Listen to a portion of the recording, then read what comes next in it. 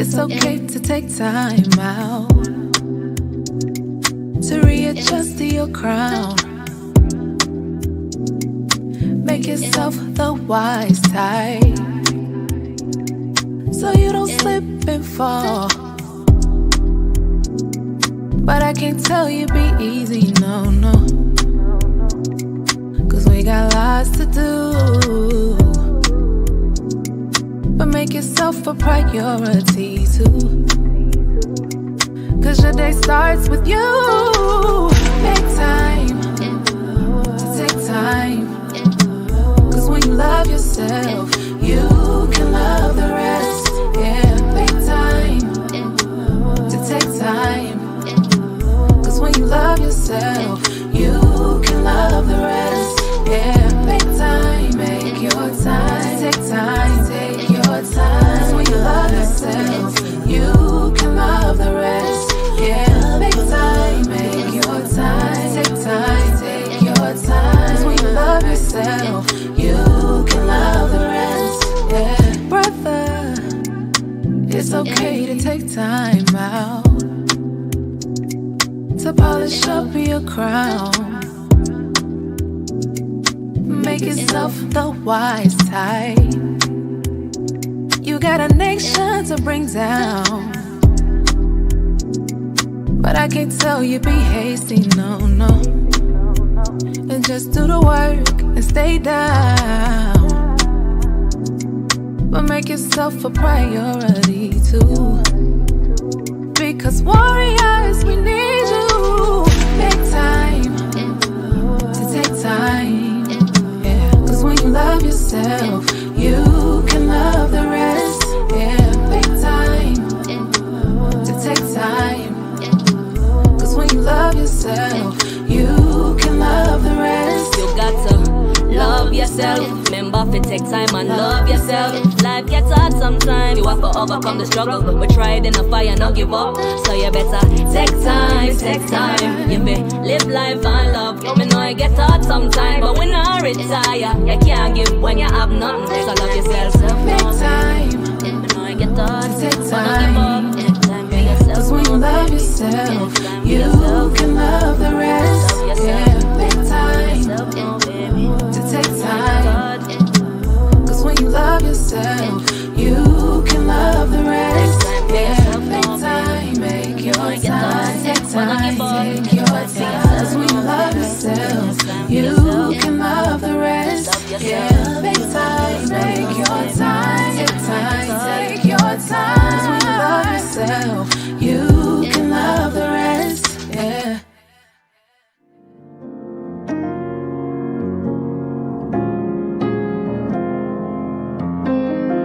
The day of the Lord will come as a thief in the night, in which the heavens shall pass away with a great noise, and the elements shall melt with fervent heat. The earth also, and the works that are therein, shall be burned up. Listen. The elements shall melt with fire. We can't deny. We gon' let our God be true, and every man a liar. To be saved, our hearts desire, so that we can fly. The second death's gon' be with fire. We can't deny. Just like the days of Noah, the coming of the Son of Man be. The current world is sinking from the workers of iniquity. Every day I'm meditating on these secrets and these prophecies. I hope that prayer and repenting will get me beamed up next to you. Cause it feels like every day is a battle for eternal life. I just gotta keep these laws and treat my people right. Ain't nothing to explain if I'm not chosen, no excuse. Cause it feels like every day is a battle for eternal life. I just gotta keep these laws and treat my people right. Ain't nothing to explain if I'm not chosen, no excuse. The elements shall melt with fire. We can't deny. We gon' let our God be true, and every man a liar. To be saved, our hearts desire, so that we can fly. The second death's gon' be with fire. We can't deny. He answered me and said, measure the times thou diligently, 'cause I'll find my true treasure after the perilous times to be. It's vanity seeking pleasure when I'm commanded to stand stiffly, so I can be with you forever instead of dying by my enemies. 'Cause it feels like every day is a battle for eternal life. I just gotta keep these laws and treat my people right. Ain't nothing to explain if I'm not chosen, no excuse. 'Cause it feels like every day is a battle for eternal life. I just gotta keep these laws and treat my people right. Ain't nothing to explain if I'm not chosen, no excuse. The elements shall melt with fire. We can't deny. We gon' let our God be true, and every man a liar. To be saved, our hearts desire, so that we can fly. The second death's gon' be with fire. We can't deny.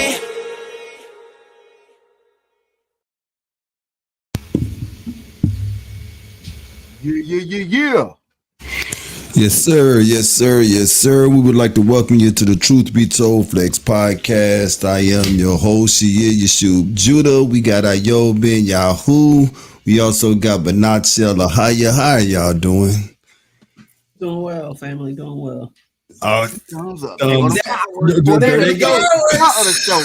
Soon we pop in the building, son. Oh, it's on tonight. Man, oh yeah, you got it live and popping up there, man. For real. Look, it did it on Zamar's. Come on, Ayo. Come on, Ayo. Go and tell the truth, man. Ayo, come on. I don't know nothing. You got nothing about it. You got a pedal or something on the Shaka boat hitting buttons in the background. No, we ain't did nothing. Ain't that jingle I ain't say on life. I ain't say nothing. You ain't say nothing. Boy, they got us last night with the Like they fireworks. could wait till we got on tonight. Soon as the video went off, boom, bruh. Yeah. Hey. You know what, man? I ain't gonna lie. That's a little scary until I find out where it's coming from. Well, it's a little scary. I'ma It ain't happened on your side yet. If it happened on our side, we gonna fold up the piano. We fold. Time to go. What they do on Color Purple? Time to go. What Steve Harvey say? He be yanking the cords out. Let's go. Wiping up cords, man. That's Man. They ain't waste no time tonight. Hey. They ain't waste no time tonight, man. But it is great to be here tonight. Yeah. We got a good show lined out for you. We really do. The announcement that I have to make is that after tonight's show, the Truth Be Told Flex podcast will be taking a few weeks off. We're going to get us some rest.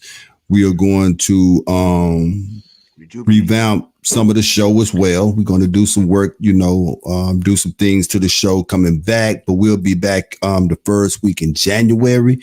So I'm going to let my man Ayo rest. I'm going to rest, but not going to rest. And we're going to come back better. And we're going to do what we continue to do, which is bring the news to the people. But I will be running some reruns that I will be doing on some older shows. I'm going to go into the cellar and bring out some oldie but goodies, or what I think is good anyway. So yeah, so there still will be some content that will be playing. Yeah, we're gonna take a break and rejuvenate. Exactly. Take a break. Yes, and rejuvenate. indeed. Take a break and rejuvenate. Man, it's rough. It Man, is. we tell y'all every week. Soon as we get off the show, we already texting each other articles getting next Yeah. show. Like, It's a labor of love, though. Yeah, all that praises it for is. that. It It's a is. labor of Yes, love. yes, that it is. All praises for that. Yeah, it really is. Yeah. So with that being said, that's all I really gotta say. What's going on with y'all, yo? Man, we just had a great sit down last night with our Ox and Mario Sherrall, man. Yeah, so we just, gonna get rejuvenated, and like he said, the whole month of December we got some bigger and better things coming for the show, bigger, better ideas where the Most High is taking us.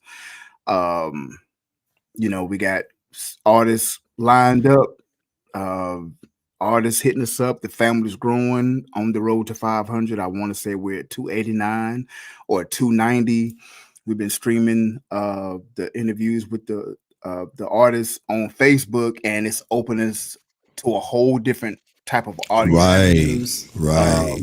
We've been seeing that, getting some feedback, talking about the podcast and what artists see and what they appreciate. So it's good to hear that, but that's not time to chill, and now it's time to ramp it up and put in more work for the Most High. So to do that, it's some much needed rest, because it's a lot of love and labor, like Sister said, with the research and the groundwork, but yeah. So I'm excited, man. Get this little vacation, but come back bigger and better. Come back bigger and better. That's right. That's right. I'm part of the family. What y'all not telling the family is, while we're taking a break from the screen, y'all still gonna be putting in the grind behind the scenes. Right, you already know. Yeah, it's like vacation. It's like journalism don't stop. Yeah, exactly. That's for real. People, and just think about people who run their own businesses, because this is a business. Don't for lack of a better term, the owners of the business never rest. There's not I look at everything in the eyes of sports. I'm sure by now everybody know that I love sports, and I was just asking my wife the other day. And I got blessed also with a wife that likes sports as well. Not just like them, but know them. So we have some really great conversations on sports. Right. But I just asked her the other day, I said, who do you think get the less work?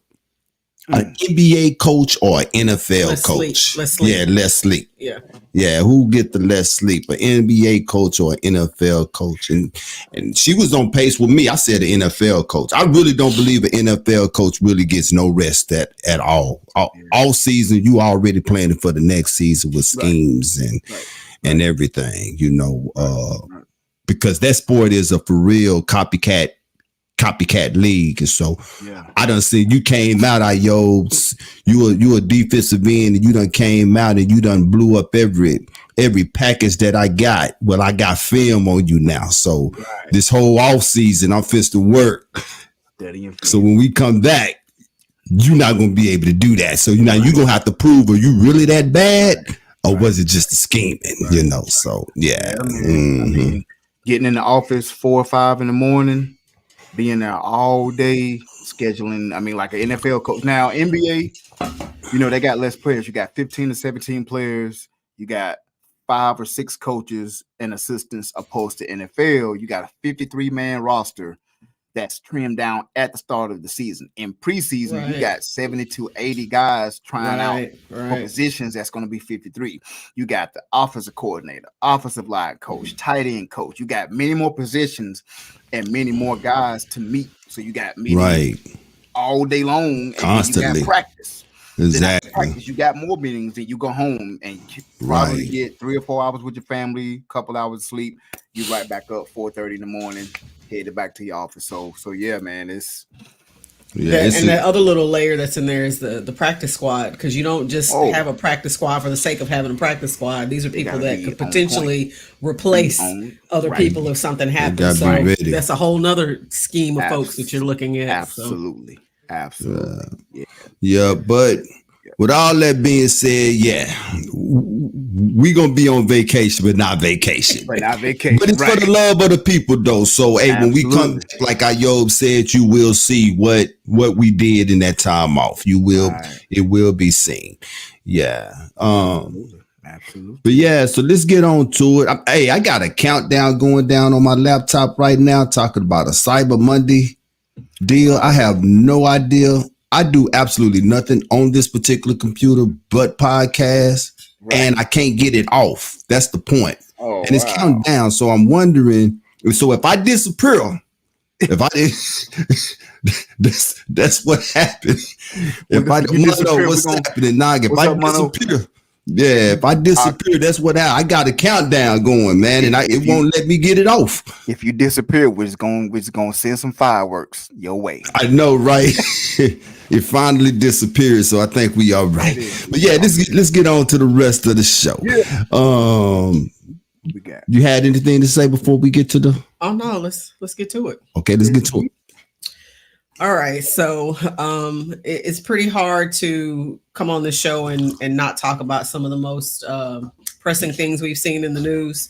One of the things that has been on the news repeatedly and literally since it first broke, every week we've been seeing something new. So Cassie and Diddy.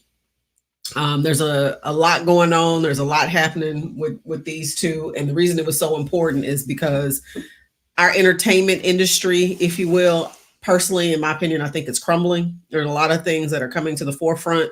A lot of stuff that's being coming out that, we've all kind of known for the last, probably 5-6 years. These things are coming to fruition. But I think the rest of the general public is now starting to see what we've kind of seen. So Cassie and Diddy in particular, specifically, Miss Cassandra Ventura, who is Cassie, filed a lawsuit on Thursday, November 16th, alleging rape, sexual assault, sex trafficking, and repeated physical abuse.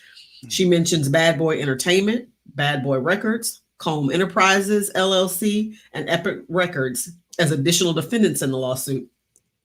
So they met when Cassie was 19, Diddy was 37. 100 years ago, that wouldn't have been a big deal.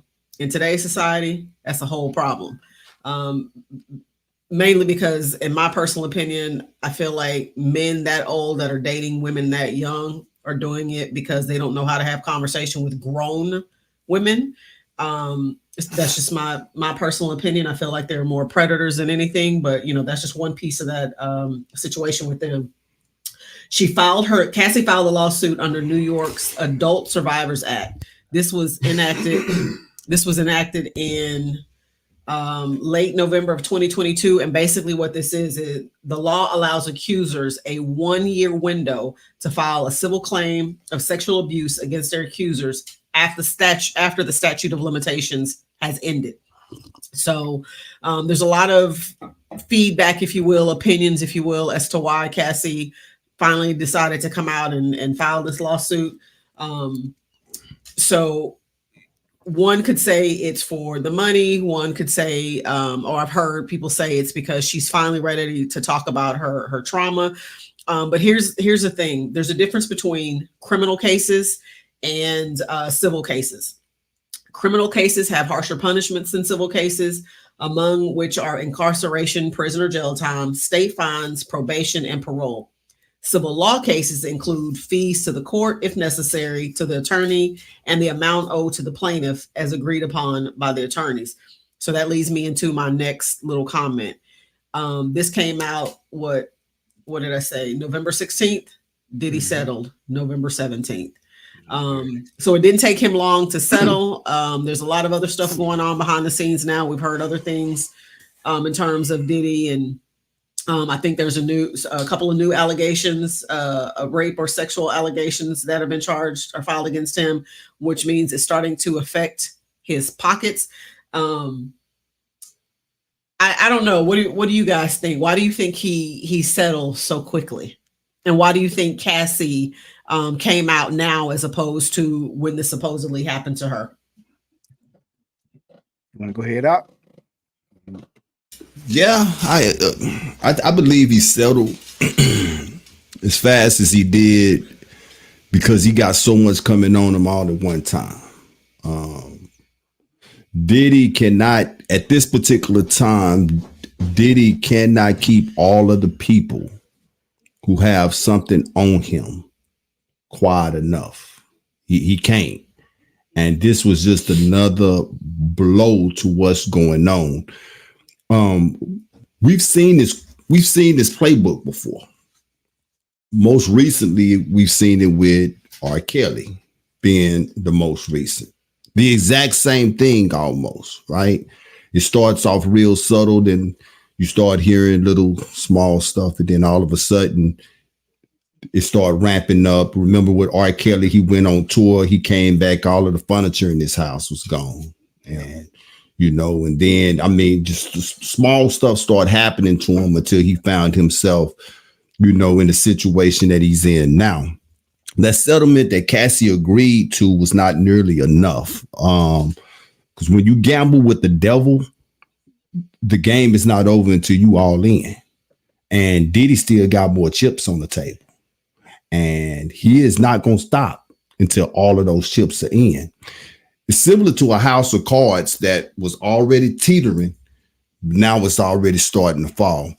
I just recently found out that Andre Harrell, right? The founder of Pioneer Hip Hop R&B label Uptown Records, who is credited with giving Sean Diddy Combs his first career opportunity, that when he died in 2020, he was working on a tell-all book. Heavy D, man, I had no idea that Heavy was connected to Sean Diddy Combs in the way that he was. Right before Heavy D died, he was also working on a tell-all book in 2011. Kim Porter, we all know what went on with her as well. She mysteriously died, also working on a tell-all book before she died in 2018. Al B. Sure was working on a documentary before he got sick and went comatose. And he have not mentioned the name Sean Puffy Combs Diddy at all since he's came out of the hospital. So as to why you asked the question, Cassie took so long, why she stayed silent, I get it. Diddy was like a black Clive Davis. He was just somebody that you just don't mess with. So I believe every word that Cassie said that he did to her, without a doubt. Going back to what you said, the age difference, that's exactly how I feel. You want somebody younger that you can control, not so necessarily mold into who it is or what it is that you will want her to be, right? And women, don't take me, in the wrong place with that, okay? But we want our women to be who we want. When you put on shoes, you want your shoes to fit perfectly, okay? Tailor-made. So you want your woman to be tailor-made for you as well. But I believe that wholedoubtedly. But at the same time, Sean Puffy Combs did everything that he did to these people with the power that was invested in him by people that was way more powerful than him. Now, those same people that gave him that power, they're turning their backs on him, which means Diddy can no longer hide behind them people. And everybody that he is wrong know that he is by himself now. So nobody have a reason to be scared. So what we're seeing is the beginning of the end of Diddy. I just told Safar just the other day, I said, Diddy is about to be R. Kelly's cellmate. Yeah. As this thing continue, he's about to be R. Kelly's cellmate before it's over with. Maybe he gonna change his name again to inmate Sean Diddy Puffy Combs 054632. I have absolutely no idea, because he like to change his name, yeah. But in my opinion, it's over for him. The price of fame in this world, it's expensive. It is. It's expensive. Truly expensive. You two put the there's no other way we can put that. Now there is an update as of yesterday, Tuesday. Diddy has stepped down as chairman of Revolt Media.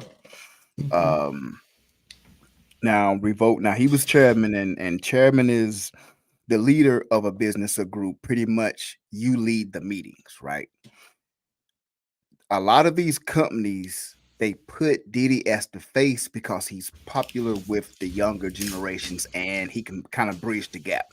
He's like that cool uncle, cool rich uncle that came around on holidays, giving out $100 bills to everybody. So he was just cool. You know what I'm saying? So they make him the face. So in the hood, we look at him as CEO, but he's just the chairman. He's a great organizer. So now he was the leader and CEO of Bad Boy Records, but that's a record company. They don't like the higher ups. They look at that as like, here, man, take this and go away. You know, just do your thing. We'll fund it. Just do your thing. But something like Revolt, he had to step down because they like, look, you're not messing up our stuff. So I believe that is why that settlement came quickly. And then all of a sudden he stepped down as chairman. So now they don't have to worry about him. They're good with their damage control. Now, here's the thing. To land back off what you guys are saying, to land back on what you were saying, Sheer, I believe, and the Most High ain't told me this, the Ruach ain't told me this. I personally believe, and I could be wrong, as Banal Shalahaya was explaining, it looks like the secular music industry is crumbling. And I personally believe it is making the way for truth music to jump right in there. And people are going to be, I said this a year or two ago, it's getting real dark to the point to where people they're looking for the light. They're looking for a light because it's getting dark. It's getting dark. This stuff is coming out super dark. This stuff is coming out fast. Harv Pierre, which is one of the top A&Rs at Bad Boy. Now he's under scrutiny. A lot of the road managers, and I know some of these guys personally. I've been in the secular music business. They up front, they seem like good guys. But I've been saying here lately, there are no secrets in the Ruach, in the Shamayim, in the spirit. I'm going to say it again, y'all. There are no secrets in the spirit. That's why the word says what's in the dark should come to light. The cream will always rise to the top. So what you do, you got on these suits and ties, and you got Day 26 and Danny DeCane and making the band and your own TV. Everything looks glistening and glamour, but behind closed doors, you in darkness. And now the veil is being lifted, the skirt is being lifted, and I truly, once again, I believe that the Most High is taking them out of the way because this truth music, these artists and these music ministers are going to rise, and we're going to be the face and example of the whole music industry, period. Now, like I said, that's me talking. Like I said, I could be wrong, but I truly feel it may not happen right away. It may still, the Most High gonna chisel him. He gonna chisel him down. He just gonna break him down bit by bit to where they're gonna be asking for singers, rappers, promoters, events. They're gonna be asking for it. And with events like F3, I mean, come on, like, you see what I'm saying? It's crazy how the Most High is letting this thing happen piece by piece by piece. So once again, I agree with both of you guys. I think he had to settle because he knows his days are numbered. Anything criminal, like I said, I name a couple other groups: Danny DeCane, Day 26, the band members. Who knows what's to come down the road here in the next month or so. So, you know, I think this is a sad situation. Because that what is it called? You were talking about in New York. It runs out soon. The New York Adult Survivors Act. It was enacted late last year, but it is supposedly, I guess they have to vote on it soon. It's running out or something like that. It's going to expire. So a lot of people are saying, "Oh, she only did it because it's expiring." And well, she actually went through it allegedly. Like she went. I believe her, man, and that's I believe her because see, Diddy himself is what's the word? He's hurt, and when I mean by hurt, he's crushed. This dude, and I'm not. When I say this, I'm not giving this cat no pass whatsoever. Okay, right. But There is so much accusations out there. I want to say this thing right. There are so many accusations out there of Diddy being Clive Davis's sex toy himself. So this dude is dealing with a lot of issues, man. And this is one of the reasons, like I tell my wife, this dude have people following his girlfriends, not just Cassie, but all of his girlfriends. I'm sure we heard the story of him hanging Wale over the rooftop. That's insecurities. That's insecurities. That's a man that is not sure of himself. Why is he not sure of himself? Because of things that have happened to him in the past. And so all this is, I'm gonna go ahead and wrap it up, but all this is with the entertainment world, with the music world, and with movie stars or whatever, is that these devils are being exposed for who they truly are. That's it. They're being exposed for who they truly are. Well, you made a comment about Diddy as being the latest. He's not necessarily the latest. Our boy Jamie Foxx. Jamie Foxx is on and Cuba Gooding. Cuba Gooding had already had some stuff that come up about him, but this one with Jamie is fairly recent. This just came up late last week, early this week. So we'll keep our eye on that one for you. But it's just interesting to see where this is all going to play out for Mr. Combs, if you will. We'll see what happens. We'll keep you guys posted. Yep. All right. So unfortunately, I have another sad situation to report this week. This actually happened in September of September 29th of this year. We had a gentleman by the name of Mr. Perkins. I do not recall Mr. Perkins' first name. It'll come to me here in a minute. But he was shot and killed by police in his front yard. Police said Perkins refused orders from officers to put down a weapon when a tow truck operator tried to repossess his pickup truck. But the footage from the neighborhood cameras or from a neighbor across the street tell a completely different story. 18 shots were fired and Perkins was hit 7 times. The police cam video was supposed to be released mid-October. As of today, that has not yet happened. So while I'm pulling up this video, what do you guys think about this latest situation? Man, Decatur, Alabama. And I remember briefly hearing about this, and it's just shocking to me that 18 times hit 7 times. All they have to this keeps happening. All they have to do is say, "We fear for our life." That's it. Well, that's it. Let me throw up the video really quick. Yeah. Give me 1 second. There's a lot going on in the background, guys. I apologize. All right, here we go.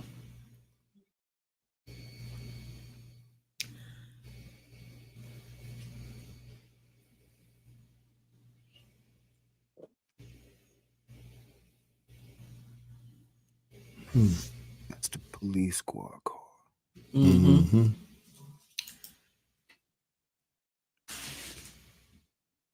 And then over here, you'll see somebody come out, and then you're going to see somebody come out from here.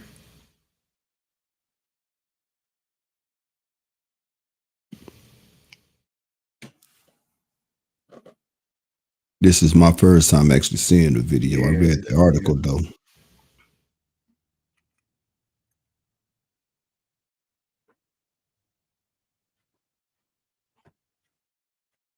That's the tow truck. That looks like because. Yeah, I already got his hook down.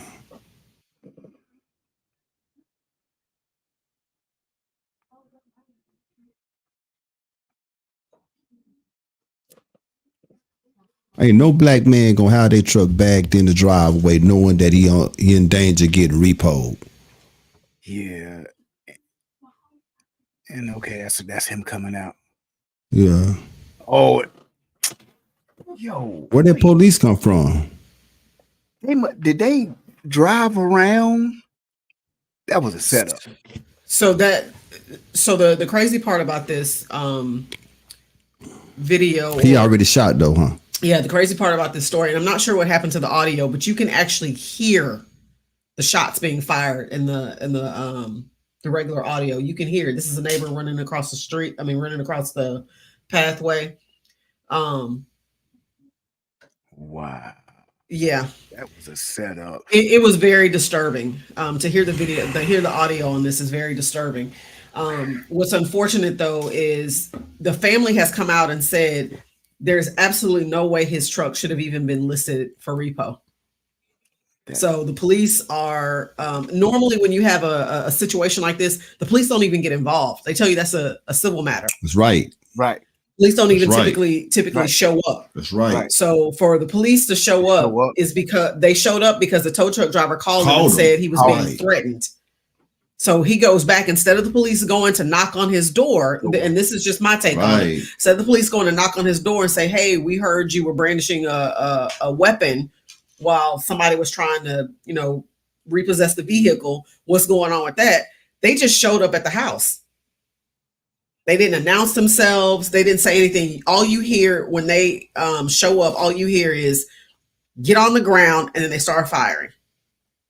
I'm not sure why the audio didn't play here, but that's all you hear is get on the ground, and then they start firing. They fired 18 times. It is extremely disturbing to hear it. 18 times. Yep. But it was like you said, it was almost like a setup. Yeah. When they rolled through, you seen the police cruiser, the SUV roll through. Then coincidentally, you seen the tow truck pull up. So I wonder if they gotta have either he dispatched them, or a lot of times tow truck drivers will be friends with the firemen and the police, and he might have called him like, "Hey, yo, I'm going to this certain address." Exactly. Has been a little aggressive before, but like the family said, the truck wasn't even up for repossession, and like it shouldn't have been up for repossession. They got the receipts to prove it. We don't back in our trucks and cars, especially if it's up for repossession. Come on now, right? And you see, he has another vehicle there, so we'll put something in front of that joke. Put something else in front of it. Yeah, some don't. We're gonna put something in front of it. I'm like you, I can't understand why they set him up. This is the Decatur, Alabama, though, right? Yeah. I don't understand why they set him up, but that seemed like a setup all the way, which is because see, I don't know what the laws are in Alabama either, but I know here in Texas, they could come repo you, but if you come out and tell them to drop your car, they got to drop it. They got to drop it. They got to drop it, because if they don't drop it, now it's considered theft. You dig what I'm saying? So I don't know what the laws are in Alabama, but that's what the laws here in Texas. And like Bernard said, that's a civil matter. So also in Texas, before they repo you, they have to contact that city's police department. Right. They do have to do that. Right. Okay. Right. So it has to be on record that the repo is coming to repossess. But there's no way the police is going to come out with the repo man. That's civil. That's not criminal. Yeah, that something ain't right. That's on. You see what I'm saying? Yeah, it is Decatur, Alabama, and Decatur, Alabama is one of those cities. Small town, has a history. Yeah, the Klan and marching and activism and I want to say this because my family, when we go to these events and travel, we don't fly. We drive, make it a road trip. And we drive through some of these towns, going through Alabama, Mississippi, Natchez, Mississippi, the Devil Punch Bowl. So Israelites, if you don't fly and you drive to some of these events through these states, be careful. Do the speed limit. If you happen to get pulled over in Louisiana, don't make no sudden movements. Because all they have to do is say he was reaching for something, and I fear for my life. That's it. So I pulled this video from a Twitter post, and the person who posted it said, "I'm not saying that the Decatur police ambushed Stephen Perkins, but I also can't say how an ambush would look any different than that." Right. Right. Anybody else who's watched this, if you don't tell them who this is, if you don't tell them what's going on, you just let them hear the video. That was an ambush. Everybody else is going to say that. Everybody says the same thing. This looked like an ambush. And so the thing that one of the things in that article that got me is it says that communities, and this was how would you pronounce her name? Tafini English, Ralph or whatever, right? But she said that communities want to believe that the police officers are here to serve and protect everyone. And she is from what is called the Southern Poverty Law Center, SPL. Yep. Yeah, exactly. That's a problem to me. And it's not just there in Decatur, Alabama. That's everywhere when it comes to us as Black people. We was talking about that last night with Zamar on the show. How brainwashed we are, how Christianity has weakened us, not just us as men, but us as a whole nation. There is no reason in 2023 for us to want to believe anymore that the police is here to protect us, man. Right. Why is it so hard for us to believe what is right in front of us, which is the law is not here to protect us, but to kill us? They are doing it by one or two ways, man. They are only designed to get rid of us, and it's either by death or by incarceration. Whichever one for them, it don't matter. But the moment that we believe what's in front of us, that's the moment that we will begin to be proactive and stop being reactive. That's what the Panther Party was. The Panther Party was a proactive party that was designed to protect the neighborhoods from the brutality of police officers. We don't need them in our neighborhoods. We don't need you on our blocks. We can police our own. You got kids, I got kids. I trust you more with my kids than I do the police. Absolutely. When you see my kid doing something wrong, I believe that my kid is going to probably get the discipline that he need and get sent back home with word of what he did. So now I can deal with him instead of me putting him in a box. Right. Steel cage. Right. That's it. And as far as the men, like we were talking last night, the whole nation is bound because, like the words say, Mashiach told them, all you got to do is bind the strong man, and the whole house is subverted. The goods are spoiled. So as men, we have to take back like our minds, and like Zamar said, it was in Christianity, it was a 20-year sentence for him. That was powerful. Right. Like, it's like a sentence. It's like it's like a prison. And once we break out of that mindset, not us on this show, we know what the deal is. Me, you, Mono, and some maybe some other men, Ilya or Jamel the Trump Rally be joining in. A lot we know. But it's a lot of our family members that's just whole houses subverted because as the men, we are clueless. We clueless. And like you said, are reactive instead of being proactive. Right. And the whole nation is bound. Like you said, the whole nation. The whole nation. It's crazy, man. Yeah, it might have been some history between. It might have been some history between that dude and a repo driver. Yeah. Police officer could have been. I don't know how big Decatur, Alabama is. If it's a small town or a big town, but the police and the repo driver could have been related. You know, no, go ahead. No, real quick. Y'all pulled up. And then the next time we see the police, y'all on foot on the side of the house. That's what I'm saying. Coming on the side of the house. They waiting on him to come out. Come on, man. So what's interesting about this too is what leads people to believe that it may have potentially been an ambush is, so his wife was not at home at the time. She was working the night shift. A neighbor called a friend of theirs, a mutual friend of theirs, and let the friend know, hey, Stephen's been shot. And he's like, what are you talking about? Stephen's been shot. And these police are going in and out of his house. He might have had some money. Say, man, I got all kind of stuff. They looking for something. Yes, something is for real. This was a setup. It had to be. This was a setup, man. I mean, how many different ways can you say murder? Throw a one in the chat if y'all agree. Throw a one in the chat if you agree. I know we're gonna get one across the board, but that was a setup, man. They was looking for something. Either they had beef or some. Yeah, there's more to the story for sure. Exactly. Yeah. Even the people in the community who were protesting, there's a history of bad policing in this community, but the people in the community who were protesting, half of them got arrested for protesting how this whole without a license to protest, because they were marching and protest without. Correct.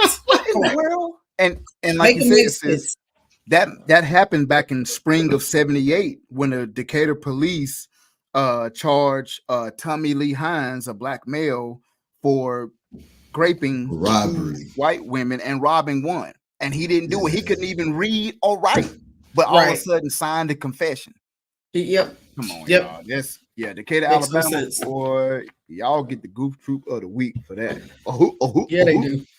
Like, that's just, I mean, it's just. I like that Goof Troop of the week. Yeah, I can't wait to that Isaiah scripture come to fruition, man. When them jokers cleaning up all of the dadgum blood the Most High done shed up in this joker, man.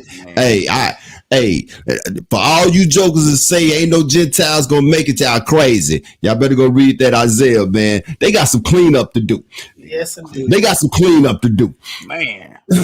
Speaking of cleanup, so the next story that we were going to talk about was Jill Biden's ex-husband. Throw your notes away. I got something better. This just came across my feed. Uh-oh. Take your notes and throw them behind your head. Okay, I will. throw them behind your head. So the news that's coming out is talking about our favorite coach, Deion Sanders. A lot of people are saying that he's a fool. He's an idiot. He had a horrible season because his offensive coach, Sean Lewis, has officially left. But the reason he left is because he got a promotion to be a head coach at San Diego State. So I don't know too many coaches that are going to stay and decide they want to be an assistant coach, an offensive coordinator, defensive coordinator, or any other kind of coordinator if there's an opportunity for them to be a head coach. To me, that's a no-brainer. So he left for a head coaching job, right? Tim Brewster is who he demoted mid-season due to some bad play calling, if you ask me. He resigned. Yeah. No skin off his nose. If I demoted you, I didn't fire you. I demoted you because you weren't doing what I needed you to do. So they demoted him. And now he has lost 3 recruits in the last 24 hours. So because of these right here, you got a lot of people saying that Deion Sanders is not the coach that everybody thought he was. He's a joke. He's a fraud. I think all of us on this podcast know better than that. Our family knows better than that. But there's a lot of narrative going around right now about who Deion Sanders is as a coach. I'm going to toss this one to you first, since you actually played college football. You know kind of what happens with those coaching staffs. So I'll give you an opportunity to speak to it. See, Tim Brewster actually recruited me. Little background history. Tim Brewster, which was the tight ends coach for Deion Sanders, he got demoted because their tight ends was horrible. He didn't get fired, like you said. He got demoted. Tim Brewster started out with Mac Brown at the University of North Carolina in 95, 96, and my mom could vouch. Letters got sent. Tim Brewster and Mac Brown's signature went to visit UNC Chapel Hill. Tim Brewster met him. Great dude. He left and went with Mac Brown to University of Texas, was their recruiting coordinator when they won the championship with Vince Young back in 05, 06. Left one of the there. Best games ever. Left there, went to Florida State with Jimbo Fisher. Won a championship in 2018. Went back to North Carolina with Mac Brown a few years ago, and then left to go to Colorado this past year. So I'm saying all that to say he'll find another job. He'll probably be back in Chapel Hill this year with Mac Brown, where he got his start. So how many years ago was that he recruited you? 95. Not trying to tell your age, but no, 94, 95, 96, which when it was no transfer portal. And that's what I was leading to. Back then, there was no transfer portal. We had decommits, you had commits, you had decommits all the time. Everybody decommitted in my class when Mac Brown left Carolina and went to Texas. Julius Peppers and Trey Bly, they all stayed, but everybody else decommitted. It just didn't hit the media like it does now. Now everybody, whoa, because it's social media. Yeah. So that's they're giving Deion the business. But once again, I stand by Deion to go 4-0. Yeah, he lost the last 7 games. Shadua got a daggone back fracture. So everybody don't worry about the offensive coordinator, assistant coach. The D-line, Warren Sapp is coming to Colorado. Yes. I'm excited about that. The D-line is O-line is what they need to fix. So all the skill positions, they good. This is just the media trying to, we told you so. What you think he supposed to do in his first year? What? I just don't get it. So yeah, that's I just think it's a little premature. Which that's what the media do. They prematurely jump out there and throw daggers and darts. But Deion will be okay. He's all right, y'all. But yeah, they giving in the business though. Yes, they are. They giving in the business, boy. You know what's sad to me about all of this, and by no means do I have the expertise in this that you have, but I can go by what I see and what I know how Edom react. What's sad about all of this is that this was one of those I couldn't wait to see you fall moments. That's it. What's happening to Deion Sanders has happened to every coach that is coached on any level and in any sport. But the spotlight is on Deion because he is black and because he has a flamboyant attitude or charisma. That's what I'm going to call it. I'm not going to even call it flamboyant. I'm going to say charisma because he has charisma and his charisma is too loud for them. There was a time when slam dunking wasn't even a part of the game. And of course, I'm not old enough to remember, but I've heard the stories that when a basketball player would slam dunk, 9 times out of 10, he was black. White people got mad at that and said, why is he showboating? That has no place in the game. And this is how they're looking at Deion, right? Yep. Deion has put fear in these white people. This is why these articles is being written the way that they're being written.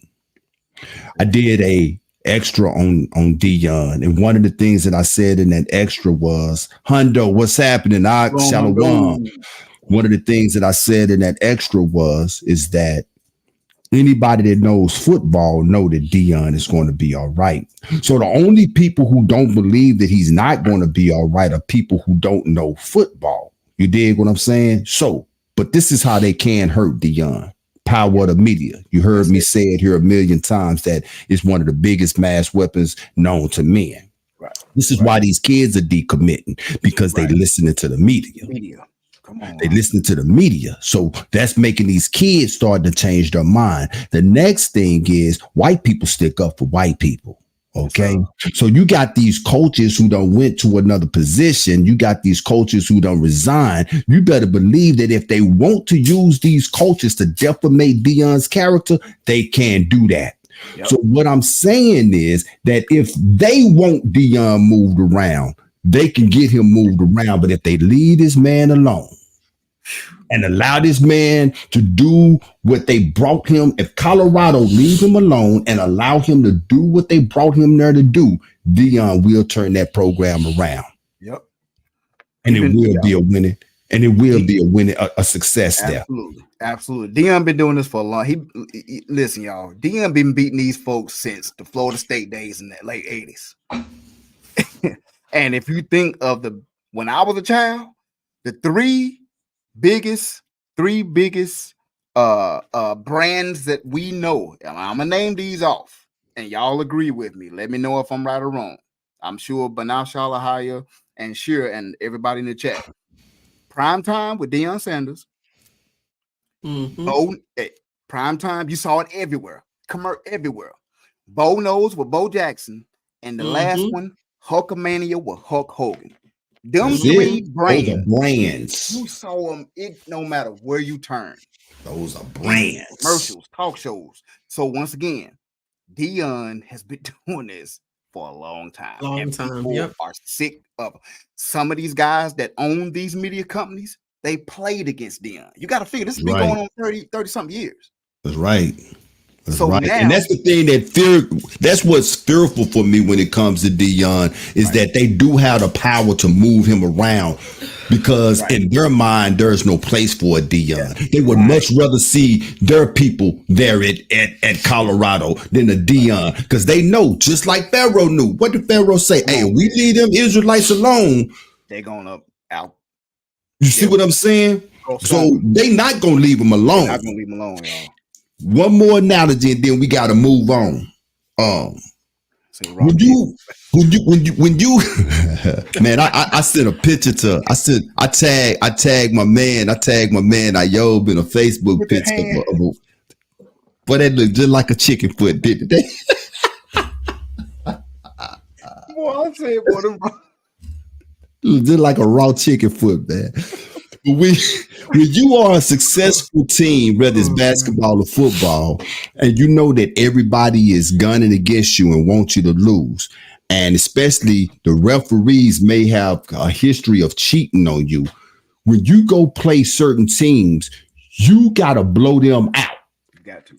You cannot give the referees what's the word that I'm looking for? Any leeway. No opportunities. Thank you. To cheat the game away from you. You dig what I'm saying? You go, and this is where Dion is at right now. Dion got to be smart. Don't give them the opportunity to take away from him. What he has. Absolutely, y'all. I've been seeing stuff all week, man, and I'm just like, but he said this is the worst we're gonna be. You better beat us now. Because that's what he said. Last year around this time, he what 70 transferred out. It was all in disarray. Then they was like, oh, what are you gonna do? He came out to beat TCU first game. Right. Then they beat Nebraska. Then it was like, okay. So but now that he been losing, man, I'm telling you, like they say, it's only at the top, boy. We can stay on this one all day. I think we got to move around, though. We got But I figured y'all would appreciate this topic more so than man. Old Sleepy Joe. Yeah, you did good on scratching that third one because that article was boring to me. We like Old Sleepy though. Yeah. He's a good hot topic sometimes. Sometimes we talk about him with his 111-year-old self. Man, he'll be 112 tomorrow. Yeah, man. He aging dog years. Every 7 days, he turn a year. That Jimmy Carter. They showed a picture of Jimmy Carter. I ain't gonna even go there. Never mind. What we got? Don't do it. We want to go to a music break or we want to hit announcements. Shalom, Hondo. What's wrong with him? Jesus. I see what I put up with. But get on task, people. Get on task. Hey, y'all trying to works. Yeah. Y'all already on vacation. Is that what's happening here? Yeah. All right. We want to hit a music break or go straight into announcements. What we want to do? Music break announcements. Let me know. Go ahead and do the announcement, then we'll do music break because we got that letter we got to get to. Y'all stick around for this letter. Yeah, stick around for this letter. Yeah, go ahead. All right. So I got a few things to share with the people today. Let's see. Give me 1 second.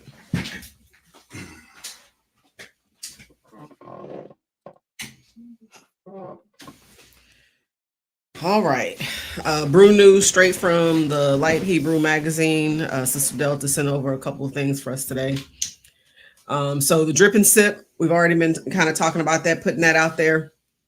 So get ready for the 5th annual Drip and Sip Remix Winter 2024. Melanated media on the gold carpet, show stopping live performance, scrumptious eats, and unique vendors. Slots for performers and vendors now open. Contact us at the light or tlhmagazine.net, the Light Hebrew Magazine at gmail.com. So if anybody has any, if they want to be a performer or a vendor, please reach out. If you need the information, we'll put it in the comments a little bit later so that you can have that information. Next on the books, for the people, by the people, the Global Vocational Training Center. There's a lot of information here, but it's essentially a vocational center to help educate, empower, and employ people in our community. So if you know of anyone who's interested in looking, needs a job, they're looking to, educate themselves, just looking for some support in some kind of way, this is where you need to go, globalvocationaltrainingcenter.com. And again, for the Light Magazine Drip and Sip Remix 2024, they are looking for designers and sellers. So if you have designs that you want to showcase, please reach out to the Light Hebrew Magazine. Let them know that you're interested to be a vendor and you want to put your fashion out there. If you want to send us some samples to wear, I'll send our sizes later, but you can throw that our way. We don't mind. We don't mind at all. That's pretty much all we have for announcements. Yep. Other than I just personally wanted to make one little plug myself. For those of you who have not tuned in to listen to Why Boaz Don't Want Your Ass by Sister Miss Mono, please tune in. Yeah. For all my single sisters, for all my sisters in situationships, please tune in. It's on Thursday nights, Eastern, 8:00. Is that correct? You can find it on Facebook, YouTube, TikTok. I'll get some additional information and post that in the comments before we head out for the night. But please tune in. It is an amazing, amazing show. Yes. Miss Mono, she be dropping knowledge. She be dropping some gems. That show is for women, but I get edified. Yep, absolutely. Because she's hey man, that sister. Yeah. That sister is a wealth of experience for real. I like the show. Yep. Yeah, I've shot that show to quite a few people that I know, single sisters that I know that are always complaining about why they don't have somebody, why they can't find a man. They still looking for a man. They in their late 30s, 40s, late 40s. So I shoot it to them because hearing it from me for some reason doesn't seem to resonate. So I shoot them Miss Mono's podcast so they can check her out. Yes. Yeah, absolutely. All praises. Yeah, great podcast. Hundo, you talked about you gonna be at the Drip and Sip if the Most High willing. Yeah, that you there, brother, because I would love to meet you, Hundo. Yeah, man. Love to meet you, man. Place to be. All righty. All right. Let's get it going, baby. What we got? We got some music. What we got? I think we're about to hit a music break, so y'all can take y'all a quick one. Really. Ladies and gentlemen, you are tuned in to the King General Show right here on WOKB 1680 AM, your stellar award-winning station. What's good, Orlando, Florida? It is your boy, King General, right here, right back on another Monday to kick it with y'all, man. Today's topic, 400 years of slavery, is the black man. What do you feel about the black man being the true descendant? The children of Abraham, Isaac, and Jacob. Ladies and gentlemen, we'll be right back right after this song break. This is my new single, I'm Ready, for my upcoming album, Yahushua. Be right back. Yeah. 400 years, lost many peers, many pioneers, many patriots marching for rights, many sacrifice for the life we never fight for, unless we fighting white folk. We can't get right with each other, what we need rights for. Racism and religion, all it did was divide folk. Not knowing the history of blacks, all in your Bibles. I ain't know that religious talk don't surprise folk, but who you praying to when they pulling out their rifles? I ain't know that don't justify the white folk, but I wasn't talking about the white folk. Cause black on black crime still a crime. You call it gangster, I call it a black man dying. Now holler like you're ready if you're tired. Put your fist in the air and holler, it's about time. I say holler like you're ready if you're tired. I got my fist in the air, hollering, it's about time. I'm ready, I'm ready, I'm ready, I'm ready. Yes, I'm ready, I'm ready, I'm ready. Now put your fist in the air if you ready. If you ready, if you ready, I got my fist in the air, cause I'm ready, I'm ready, I'm ready, I'm ready, yes I'm ready. Started with a dream, the many receive with faith to believe. Love is what we need, see I'm trying to fulfill that dream. Motivated to sing, yet they don't wanna hear a thing. If I'm preaching to the choir, then come on choir and help me sing. Negro, dark skin, Hebrew, Abraham brought to America on ships. Now they say we African, man. Yisrael Emmanuel, Yahuwah Elohai, Yahushua Mashiach. Singing old Negro spirituals like Kumbaya, Toraya, Adonai, Elohim. The only one can set us free. Displayed his love when he sent his son to die. Yah is coming soon, ain't no need to wonder why. Now holler like you're ready if you're tired. Put your fist in the air and holler, it's about time. I say holler like you're ready if you're tired. I got my fist in the air, hollering, it's about time. I'm ready, I'm ready, I'm ready, I'm ready, yes I'm ready, I'm ready, I'm ready. Now put your fist in the air if you ready, if you ready, if you ready. I got my fist in the air cause I'm ready, I'm ready, I'm ready, I'm ready, yes I'm ready.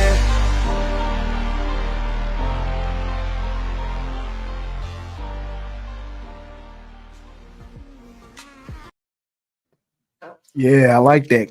Yeah, that's what I'm ready. It's dope. That's what they scared of. That if we all got that spirit right there at the same time. You see that, brother, man? Say, man, that's a fearful thing to them, boy. They'll be done, son. All the way. Put your fist in the air. Yeah. Okay, so check it out. A formerly enslaved man responds to his master.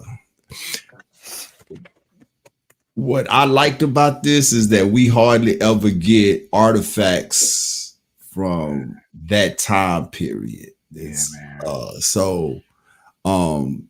here was touching to me. So I'm gonna turn this over to Banasha Shalahaya, and we about to hear some history, and we about to chop it up about it. Yeah. So I was going to put the entire letter on the screen, but it's a bit much to put on the screen. So I'm not going to put the entire thing up there. I'm just going to put our gentleman on the screen for you guys to see. So you'll know who we're talking about. So this is Jordan Anderson. It says in 1825, at the approximate age of 8, Jordan Anderson was sold into slavery and would live as a servant of the Anderson family for 39 years. In 1864, the Union Army camped out on the Anderson plantation, and he and his wife, Amanda, were liberated. The couple eventually made it safely to Dayton, Ohio, where in July 1865, Jordan received a letter from his former owner, Colonel P.H. Anderson. The letter kindly asked Jordan to return to work on the plantation because it had fallen into disarray during the war. On August 7, 1865, Jordan dictated this response through his new boss, Valentine Winters, and it was published in the Cincinnati Commercial. The letter, entitled Letter from a Freed Man to His Old Master, was not only hilarious, but it showed compassion, defiance, and dignity. That year, the letter will be published in the New York Daily Tribune and Lydia Marie Child's The Freedman book. The letter mentions a Miss Mary, which is Colonel Anderson's wife, Martha, which is Colonel Anderson's daughter, Henry, which is most likely Colonel Anderson's son, and George Carter, a local carpenter. So here we go. Here's the letter. It says, "Sir, I got your letter and was glad to find that you had not forgotten Jordan, and that you wanted me to come back and live with you again, promising to do better for me than anybody else can. I've often felt uneasy about you. I thought the Yankees would have hung you long before this for harboring rebellions that they found at your house. I suppose they never heard about your going to Colonel Martin's to kill Union soldiers that was left by his company in their stable. Although you shot at me twice before I left you, I did not want to hear of your being hurt and am glad you are still living. It would do me good to go back to the dear old home again and see Miss Mary and Miss Martha and Alan, Esther Green, and Lee. Give my love to all of them and tell them I hope we will meet in a better world, if not in this. I would have gone back to see you all when I was working in the Nashville hospital, but one of the neighbors told me that Henry intended to shoot me if he ever had a chance. I want to know particularly what the good chance is you propose to give me. I'm doing tolerably well here. I get $25 a month with victuals and clothing. Having a comfortable home for Mandy, the folks call her Miss Anderson, and the children, Millie, Jane, and Grundy, go to school and are learning well. The teacher says Grundy has a head for a preacher. They go to Sunday school, and Mandy and me attend church regularly. We are kindly treated. Sometimes we overhear others saying, them colored people were slaves down in Tennessee. The children feel hurt when they hear such remarks. But I tell them it was no disgrace in Tennessee to belong to Colonel Anderson. Many darkies would have been proud, as I used to be, to call you master. Now, if you will write and say what wages you'll give me, I will be better able to decide whether it would be to my advantage to move back again. As to my freedom, which you say I can have, there is nothing. Did you mute something? Uh-oh. Can you still hear me out? Oh, yeah. Okay. As to my freedom, which you say I can have, there's nothing to be gained on that score, as I got my free papers in 1864 from the provost marshal general of the Department of Nashville. Mandy says she would be afraid to go back without some proof that you were disposed to treat us justly and kindly, and we have concluded to test your sincerity by asking you to send us our wages for the time we served you. This will make us forget and forgive old scores and rely on your justice and friendship in the future. I served you faithfully for 32 years and Mandy 20 years. At $25 a month for me and $2 a week for Mandy, our earnings would amount to $11,680. Add to this the interest for the time our wages have been kept back, and deduct what you paid for our clothing and 3 doctors' visits to me and pulling a tooth for Mandy, and the balance will show that we are justice entitled to. Please send the money by Adams Express in care of V. Winters, Esquire, Dayton, Ohio. If you fail to pay us for faithful labors in the past, we can have little faith in your promises in the future. We trust the good maker has opened your eyes to the wrongs which you and your fathers have done to me and my fathers, in making us toil for you for generations without recompense. Here I draw my wages every Saturday night, but in Tennessee, there was never any payday for the Negroes any more than for the horses and cows. Surely will be a day of reckoning for those who defraud the labors of his hire. And answering this letter, please state if there would be any safety for my Millie and Jane, who are now grown up and both good-looking girls. You know how it was with poor Matilda and Catherine. I would rather stay here and starve and die, if it come to that, than have my girls brought to shame by the violence and wickedness of their young masters. You will also please state if there has been any schools open for the colored children in your neighborhood. The great desire of my life now is to give my children an education and have them form virtuous habits. Say howdy to George Carter and thank him for taking that pistol from you when you were shooting at me. From your old servant, Jordan Anderson. Man. You talking about respectfully giving somebody the business. Respectfully giving somebody the business. How long he said he worked for him? 25 years. And Miss Millie 20 years. He calculated it down to the pulling the tooth. That brother was, I'm like Hondo, that brother was smart. Man. That brother was smart, man. It was, man, when I read this letter, it was so masterful the way he did it. It was serious. It was funny, but it was sad. And at the end, what'd he say? Oh, that's going to be a day of reckoning. Mm-hmm. And he wasn't just talking about Colonel Anderson. He was talking about everybody. Y'all ain't paid us. Y'all ain't paid us nothing.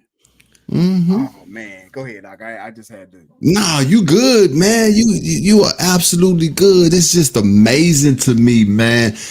And I asked how long did he work for him, because the way that he wrote this, he has been waiting to say this. He had been waiting on the day that he could tell.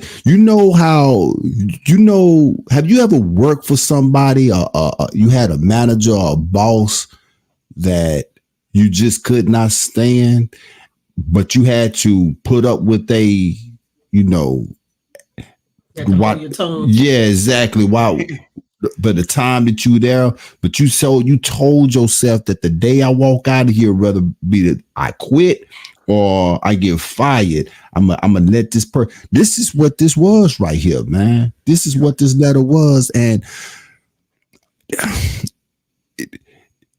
the way he did it, I think this is the thing that gets me the most, man. It's like he still had a spirit of respect. Right. Still had a spirit of respect, but at the same time, I'm putting you on blast, dude. You didn't even treat us right when we was there. What make you think that we finna come? Because you can't keep your land together. I ain't one of them niggas that be like, hey, I's house is on fire, Master. No, your house on fire is on fire. Calvin Candy and Candyland and Steven. Django. Yeah. That's exactly what he said. I ain't Steven. Nah, I don't walk around with no limp. Right, I'm Django. The D is silent. Right. Yes, indeed. Oh man, boy, it gave me great joy reading this letter, because he was like you said. He said, "What makes you think I want to come back to that? Matter of fact, this is what you owe us. Now, if you send that now, we may think about it." That's basically what he was saying. Which he's saying. And it's funny. I think my wife had to come in about.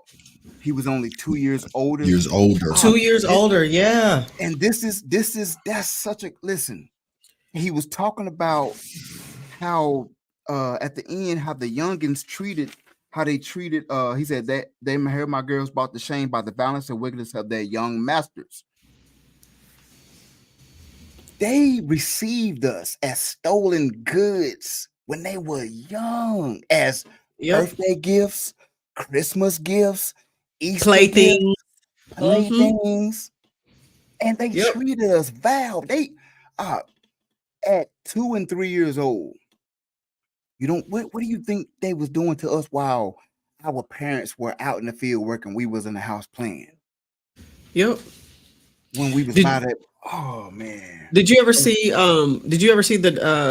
The movie Queen when Halle Berry played? It was on TV for a little bit. It was like a little series.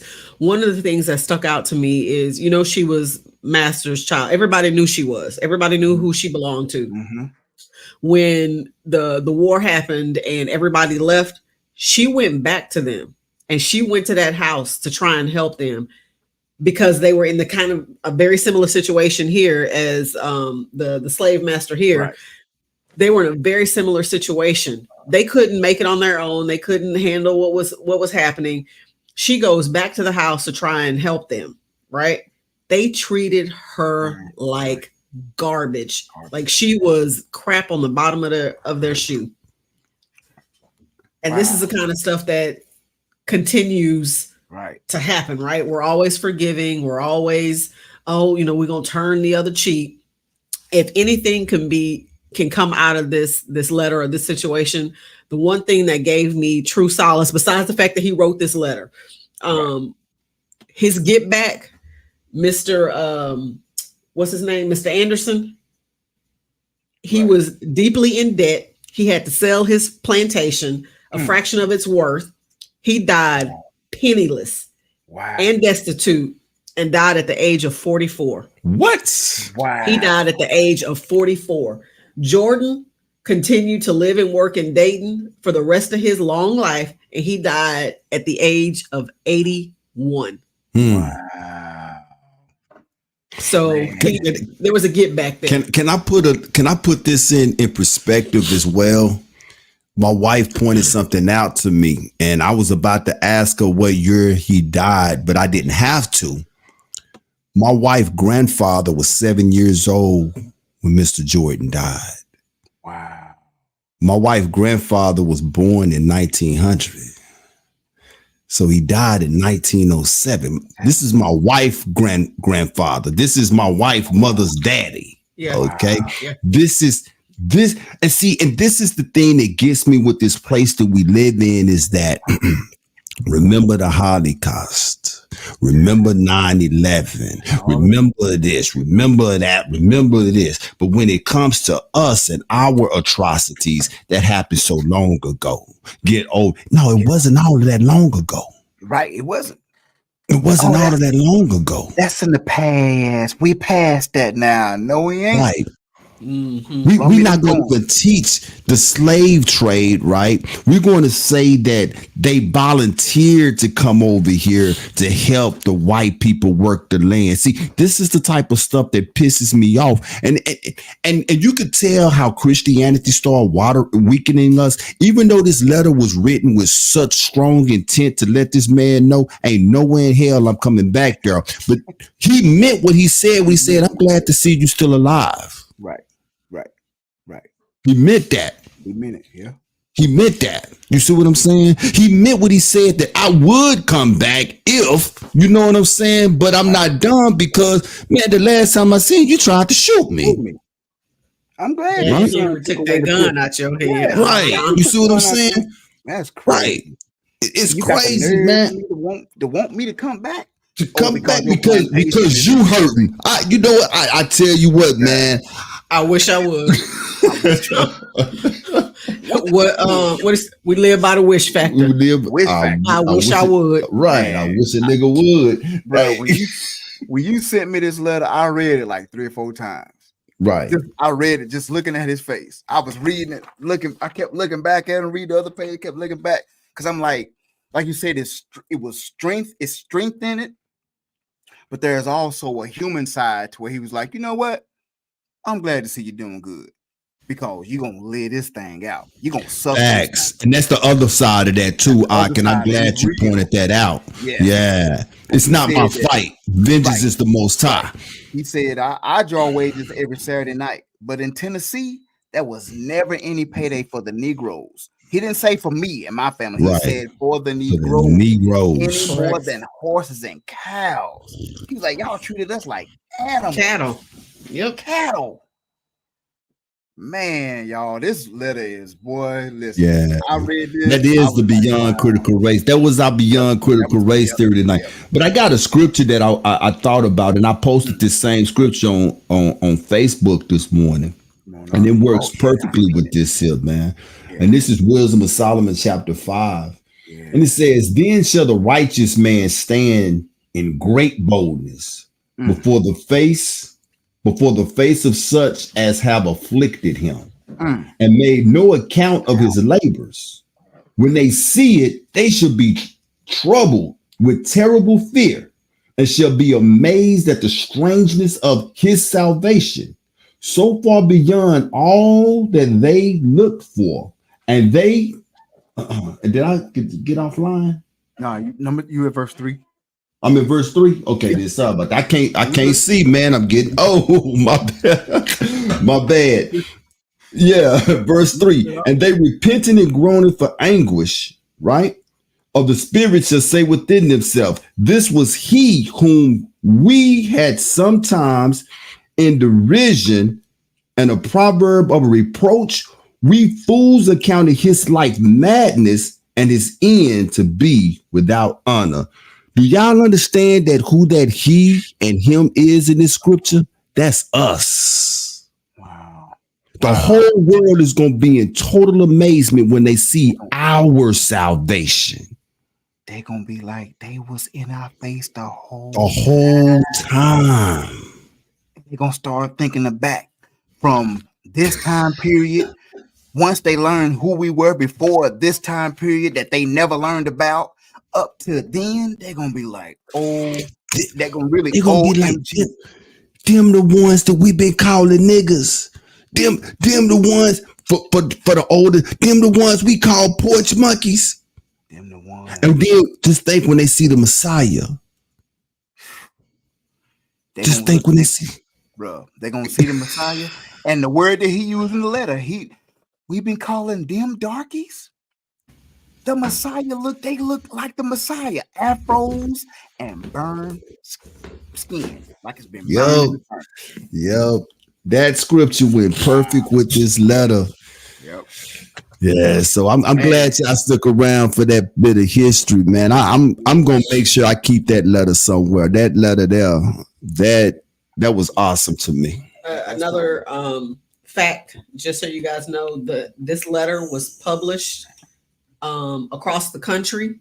Yeah, yeah, exactly. Across the country and even published in parts of Europe. So I love his boss that he went to work for, because his boss had no problem putting that letter together for him and putting it out there to let the people know this is what they were doing down south. This is what they were doing. This is how they were handling business down south. I want that man picture. I just want his picture, man. Say that's a talking thing. I walk around with that picture in my wallet and I pull it out and ask somebody white, hey, do you know who this is? Put him on the back of your shirt. Who is this on the back of my shirt? You want to know who it is? Yeah, let me give some history. Sometimes spelled with an O in Jordan. Like, what did he do? I'm about to tell you what he did. Let me tell you, you gotta. Yes, indeed, man. Say, man. Already. So what we got? We got music. We got another break. Oh man, yeah, another music break. It's time for another music break. All right, get it. This.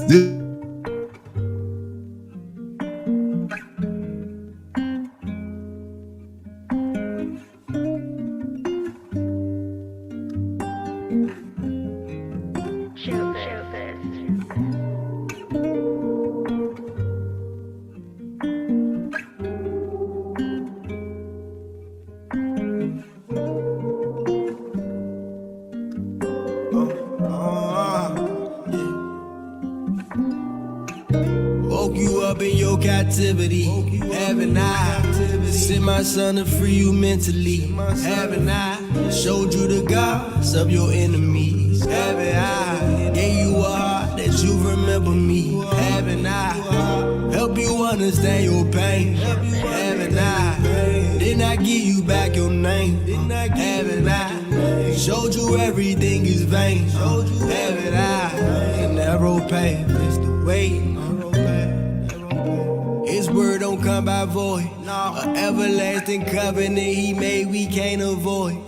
We still see that rainbow in the sky, cause this is story. The almighty power, but y'all give him glory. Babylon is falling right before you, haven't I? Hosea 1:10, y'all we roll you, haven't I? The valley of the dry done came alive, haven't I? Hosea 6:2, we been provide, haven't I? He done sent his messengers to open up our eyes. He done sent Messiah, laid his life down and died. He telling all his prophets, y'all, that he done heard our cry. He telling all his prophets, y'all, that he done heard our cry. Send your mighty hand, you see the affliction, but get us out this lane. We know you don't change, but do it all again. Lifting up this rod over waters, trust your plan. We gon' trust your plan. Haven't I woke you up in your captivity? Haven't I sent my son to free you mentally? Haven't I showed you the gods of your enemies? Haven't I gave you a heart that you remember me? Haven't I help you understand your pain? Haven't I didn't I give you back your name? Haven't I showed you everything is vain? Haven't I the narrow path is the way?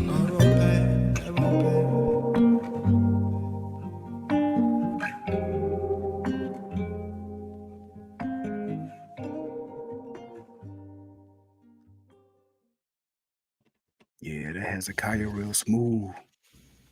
Like that. I be thinking my camera gonna automatically turn back on. No, you gotta turn it on up. I'm gonna give you some fireworks and a thumbs up. Oh, did you see earlier they gave me the thumbs up? They kept giving it to me. I missed it. I see. No, when we was watching the video, they kept about the repo. They kept doing it like 6 times in a row. You gotta go back and see it. I'm gonna get to the bottom of this. Yeah, I don't know what's going on. That is my mission. I'm gonna work on that while we on vacation. How about that? They up in here. They infiltrated them insurgents. Insurgents. They came. Come on up in here. Them insurgents. TikTok talk. Yeah. All right, let's get it. A moment ago to Senator Butler that every child gets a Know Your Rights presentation. Is that correct? Yes. Is that before or after you release them to labor traffickers?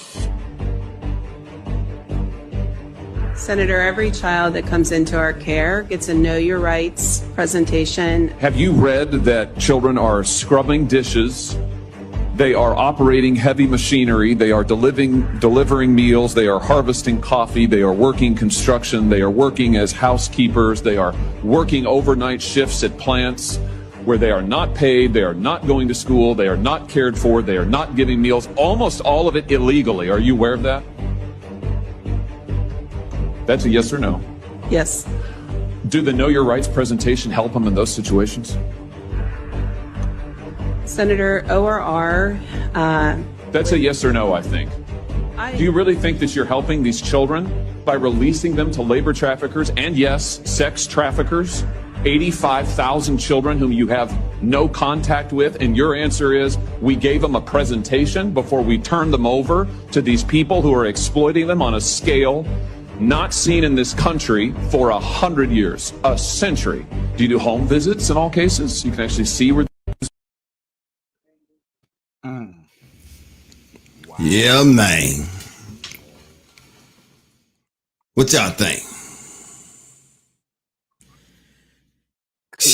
She looked dumbfounded, like she didn't expect those questions. Yeah, somebody should have prepared her. He said it's a simple yes or no. Simple yes or no.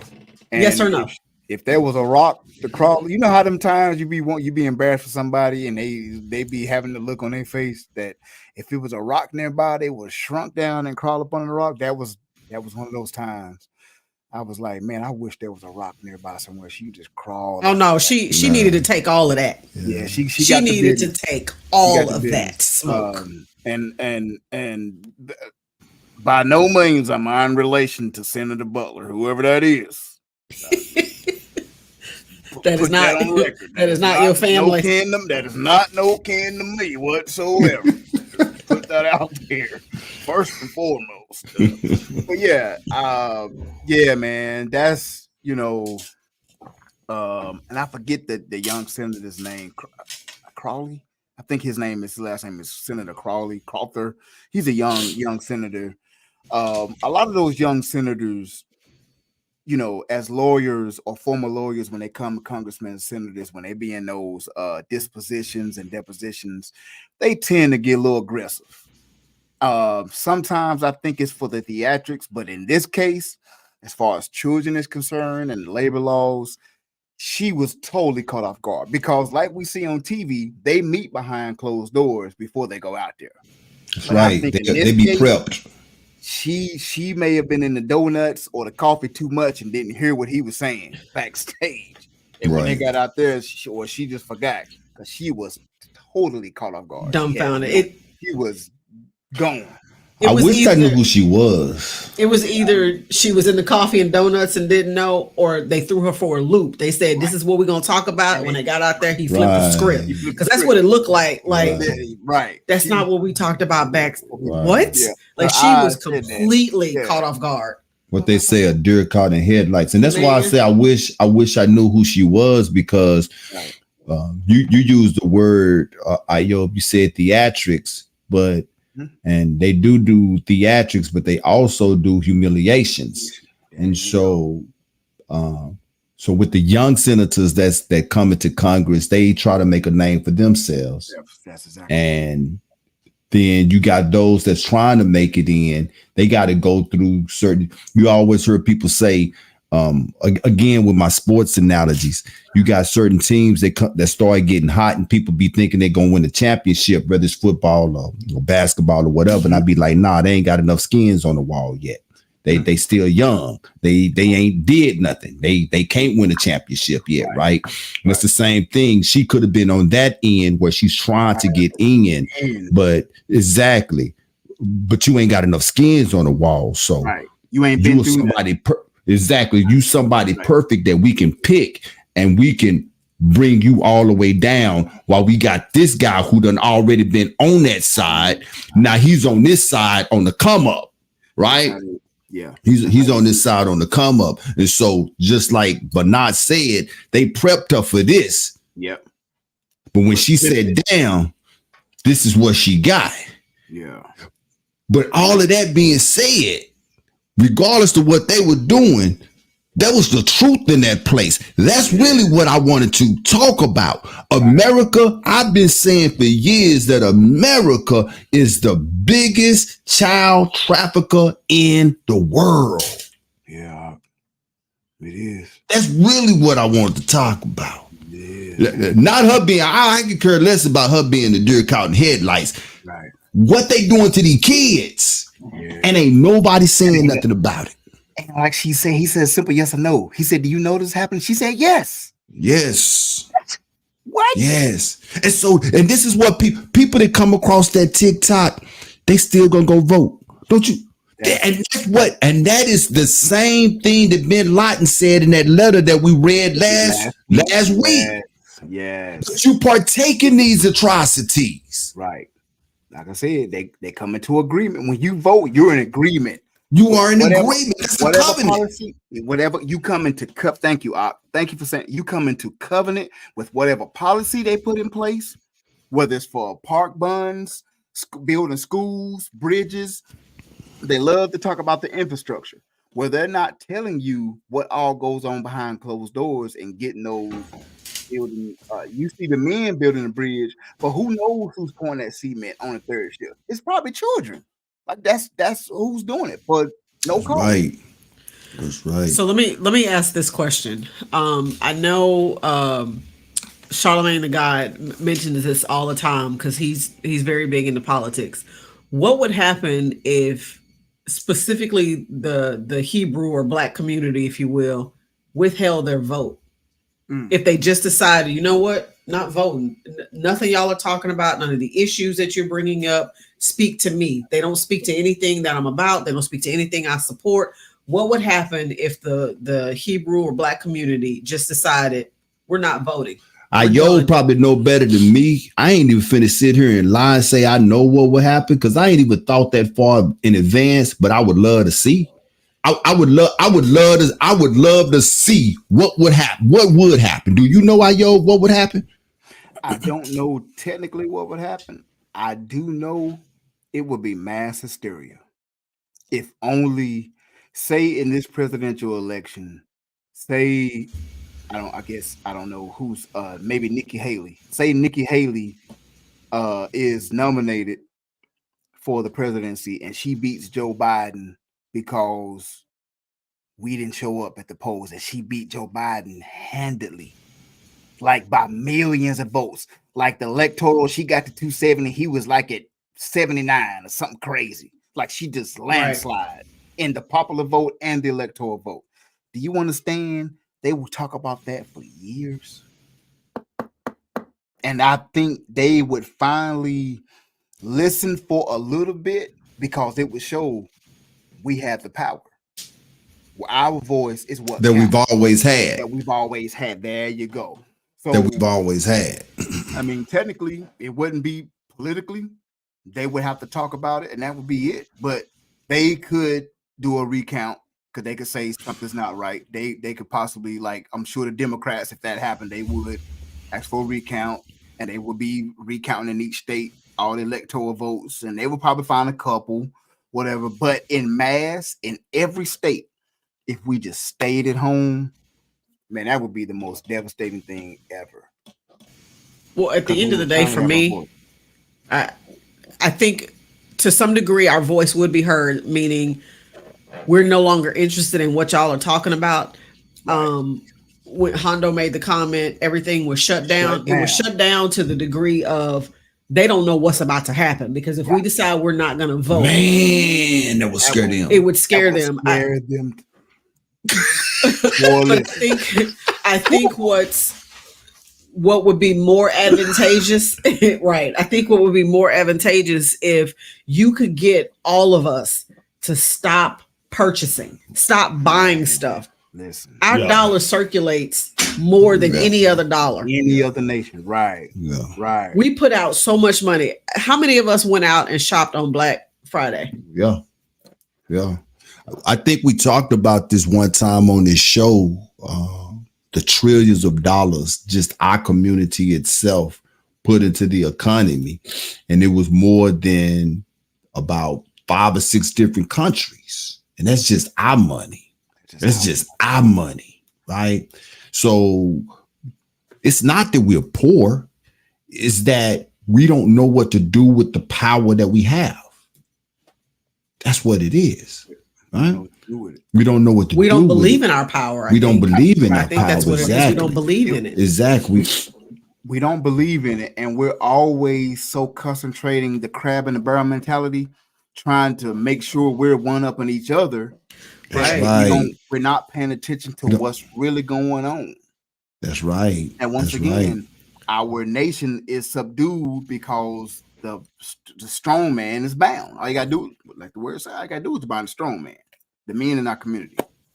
And and what I'm saying, what I mean by that is, you have black politicians that ain't telling us, like, nah, I'm gonna start running for mayor. Y'all don't vote.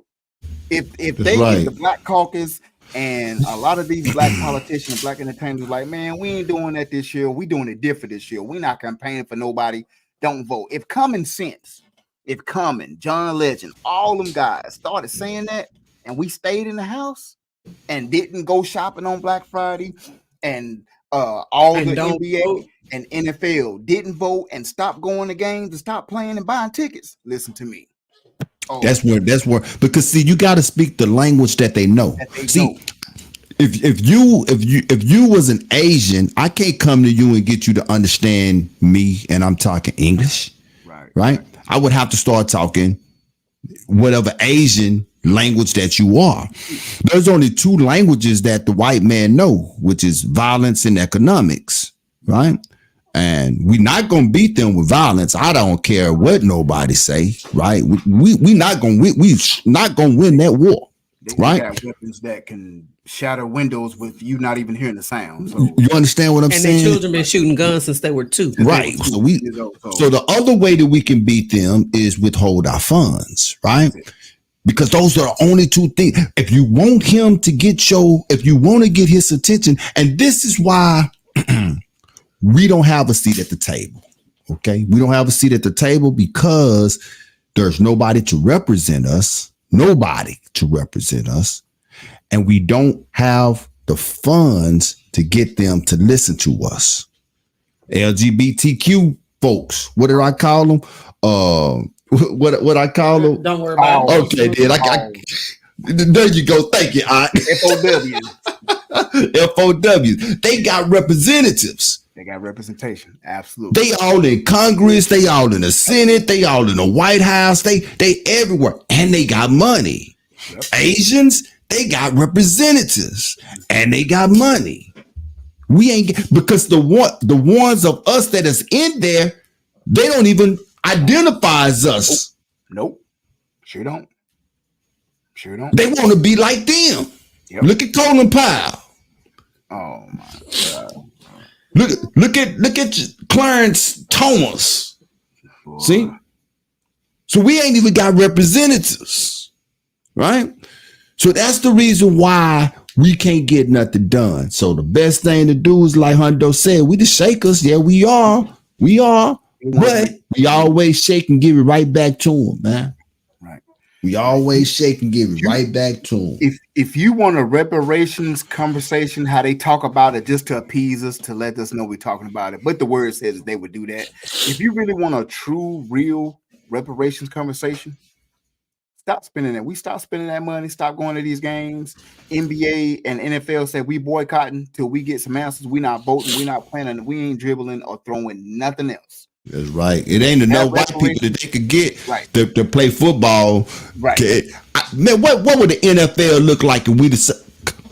Let's go and go to a music break. On that note, let's go to music. And on that note, say serious. Go down. We gonna get into it. The power of attorney, legal authority, and the spirit realm. Let's lay a foundation. Let's go.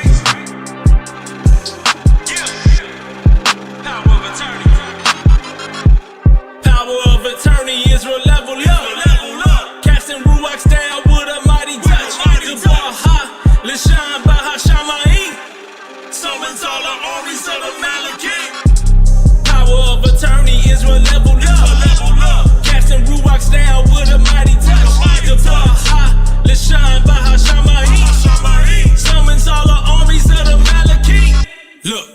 way, injected in my DNA. Ancestral, skin textural, torn bracing my GPA. Look, my constellation bring aggravation like shooting rocks. Y'all rock strong like Emma Stone or Samson Locks. Separate, prepare the way for the government. Yahusha, flaming cherubims descending with chariots. Evidence like the shofar through the windows of the firmament. Evident like the x-rays from the enslaved in the covenant. Ooh, my mainframe is a wire chain to the general. His motherboard is an upload in my hard drive with minerals. He's optimist, that prime line is tentacle. I'm Wayfair with a heavy lead like an oil chain on Sentinel. Power of attorney, Israel level up. Casting ruachs down with a mighty touch. The bar high, Lishan Baha Shammai. Summons all the armies of the Malachim. Power of attorney, Israel level up. Casting ruachs down with a mighty touch. The bar high, Lishan Baha Shammai. Summons all the armies of the Malachim. Activation got us on a whole nother note. Now all you get is power when it goes down. Malachim and Shalakim come together battling. Principalities in the flesh equals fatalities. Itching to get 'em, I need a Benadryl. Waiting on the show for the blow. I guess I better chill. Rebirth of a nation in the order of Melchizedek. Ain't no time to play, so you know that we ain't having that. Augusta with the praise and worship, and you know they summoning. Anderson with the worship, beat them djembes as we marching in. OKC and Dallas, yeah, they bringing forth the word. Columbia and Austin interceding with no impeding. HRT them servants, we the vessels of this order. Ain't no stopping Yahuwah's prophets, we surrounding them borders. Power of attorney, Israel level up. Yahusha on his way, he done had enough. Power of attorney, Israel level up. Casting ruachs down with a mighty touch. The bar high, Lishan Baha Shammai. Summons all the armies of the Malachim. Power of attorney, Israel level up. Casting ruachs down with a mighty touch. The bar high, Lishan Baha Shammai. Summons all the armies of the Malachim. Dearly beloved, come with his perfection, I keep it 100.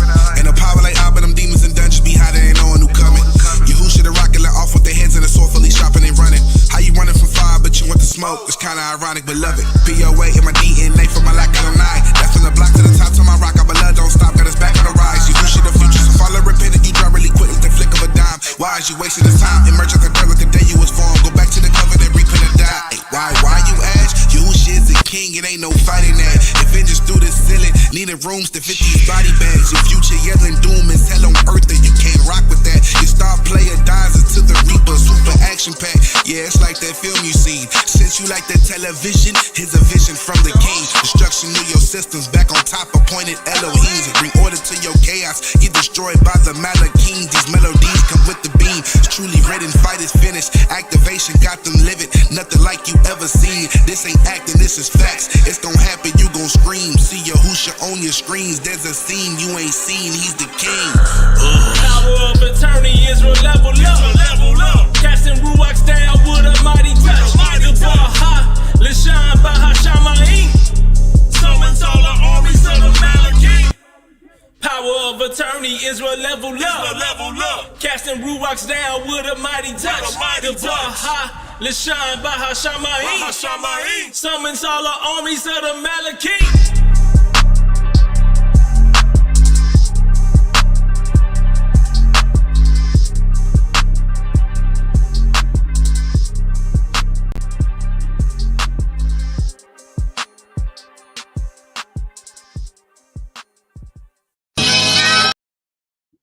Yeah. What happened to my camera? Who did that there? Oh, I look bigger. You do that, yo? I ain't touched nothing. I told you they messing with us out.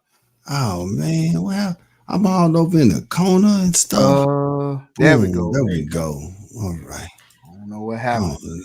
Oh no, my camera don't work like that. Yeah. All right, we got one more. We got 10 minutes. Wow. To get this one in. Well, let me go and throw up the video then. Here we go.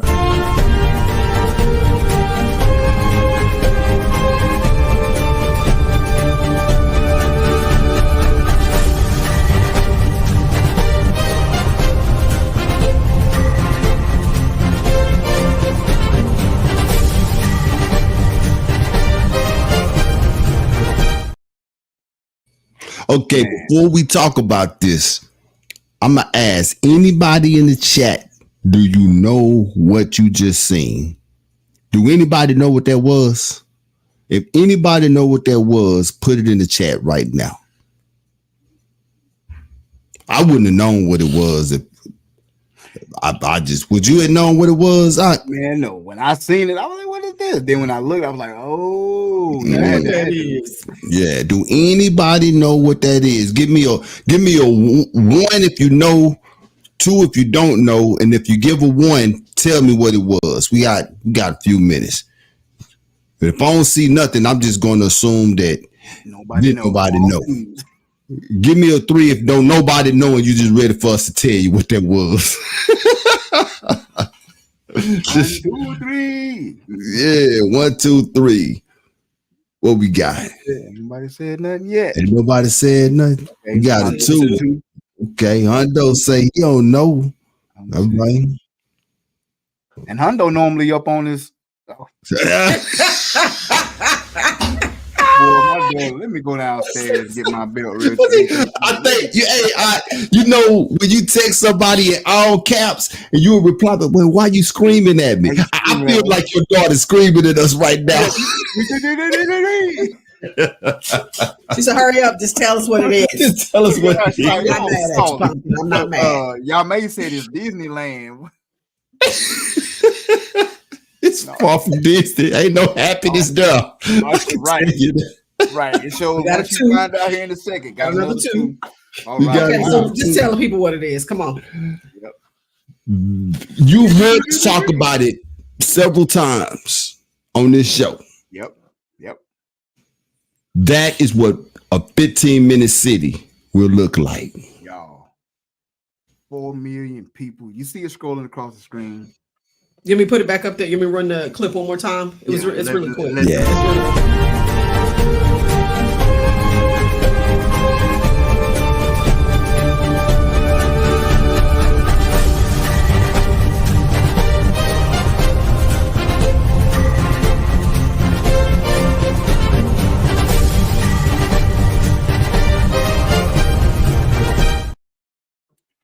4 million people, y'all. 4 million. Shalom, Sister Delta in the building. Shalom, Sister Delta.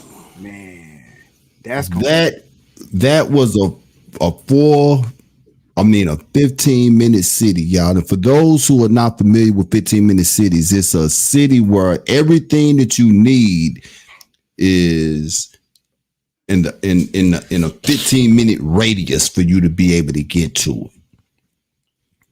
And this is what they're building.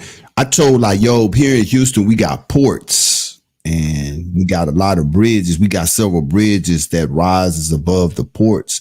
And that's what that looked like to me. That looked like a port. That looked like containers. Yep. The mayor's line where they be shipping the 18-wheeler containers, and that's what it looked like. That's what that looked like. Yeah.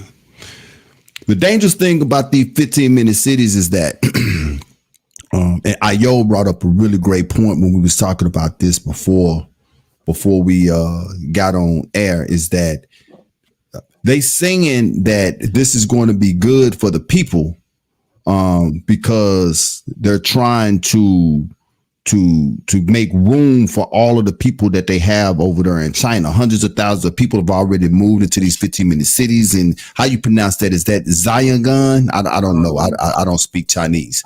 Yeah. You got it right. Ziyangan. Okay, dear. You got it right. Right. Which is about 60 miles south out of China capital. And it's expected 4 million people will eventually move into the area, which is partly being built because of congestion. Did you hear that? Did y'all see what we just seen? They saying that it's being built partly because of congestion. If that's not constipation, I don't know what constipation is. Man, you building it because of congestion. You're gonna have 4 million people in the bruh. It's gonna be congestion. It's gonna be chaos. That's exactly what that's gonna be. Chaos. Everything is gonna be higher. Crime rate, sex rate. I mean, it's gonna be crazy. Well, one of the main reasons they decided to start building these 15-minute cities is because of overpopulation in other areas. So there's a lot of families, couples that have chosen not to have children because it's so hard to get their children into good schools. So they figure if they have these 15-minute cities where they can house a bunch of people, they can put up new schools to have these children go to school there. Because China is all about their education. But they had seen a decline in repopulation or in populations because so many people, one, can't afford to have children because they put a limit on how many children you can have, one. And then two, in order to get your children into school, you have to have a certain amount of money, be part of a certain social class. And so a lot of people are like, it's just not even worth it. So China, to try and fix this, has decided they're now going to build up these little cities so we can take this population of people and throw y'all over here and y'all populate, produce over here, and then we'll give you kids, they can get in school over here. But that was one of the main reasons they decided to come up with these 15-minute cities. And I don't know if I'm jumping the gun if you guys were going to hit on this topic, but the other thing China has thrown out there is they have social credit scores. Yeah. That's what I was going to get. Go ahead though. No, go ahead. Have social credit scores. I don't know if you guys watch Netflix. I think I've heard you guys talk about this on here before, but Netflix has a series called Black Mirror, and one of the episodes is about basically social credit scores. If you don't have a certain score, you can't live in certain areas, and based on whatever your social credit score is determines the kind of jobs you can get, the kind of clothes you can buy, the types of cars you can purchase or even rent. And in my Yahoo email, every so often I'll get something that pops up that says, have you seen your social credit status? Have you seen your social whatever? I don't remember the exact verbiage, but it's something I think they are dabbling in over here in America right now. Most definitely. Yeah, we did. I can't remember how many shows back they were talking about, like Cleveland, Ohio, a couple other like mid-major cities, not big major cities, but a couple mid-majors where you really don't pay attention until it's upon us. You're like, oh, wait a minute, they got a 15-minute city in Cleveland. So, but yeah, that social credit score to buy food or drinks from vending machines, you must have a social credit score of at least 550, which is required by the Chinese digital wallet app WeChat or Alipay. Without that, you can't buy a thing, as she just said, y'all. Did you hear what he said? The digital wallet too. So, and we know that this is something that they're looking forward to. I think I made the comment last week that China is the biggest shareholder of America, the corporation. And I keep repeating stuff like that because I need our people to understand that and know that, so you can regurgitate that as well when you're talking to people. They are the biggest shareholder of the corporation of America, which means that when you look at the news and you see what's going on in China, it's not far behind over here. The infrastructure belongs to China. They have sold out the entire infrastructure, which means that I-20 that runs from east to west, it's not owned by America. It's 9 times out of 10 is owned by China, which means, and when you own something, you can do with it as you please. So these are things that we have to keep in mind. And with this social credit score, how do China keep up with it? They keep up with it with surveillance.